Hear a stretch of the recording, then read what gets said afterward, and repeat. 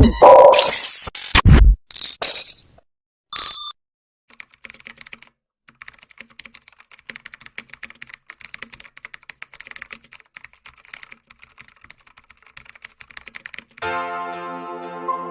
here's a trick to bypass watching ads to gain energy on Duolingo. Once your 25 energy finishes, you either buy energy with gems or watch ads to gain energy to continue your lesson. So first things first, if you want to bypass ads, go to your settings, then find hotspots and connection, go to private DNS and input dns.adguard.com, then click save. Wait for it to connect. So once it's connect, open Duolingo, then go ahead to click watch ad for more.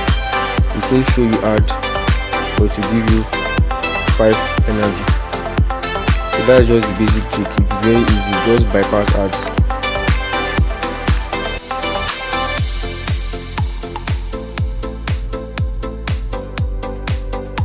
Now let me do a quick lesson and use my energy. Now I have 10 energy left and I keep doing it again to increase my energy to continue my lesson. If this works, Do well to drop a comment, subscribe and like. Thanks for watching.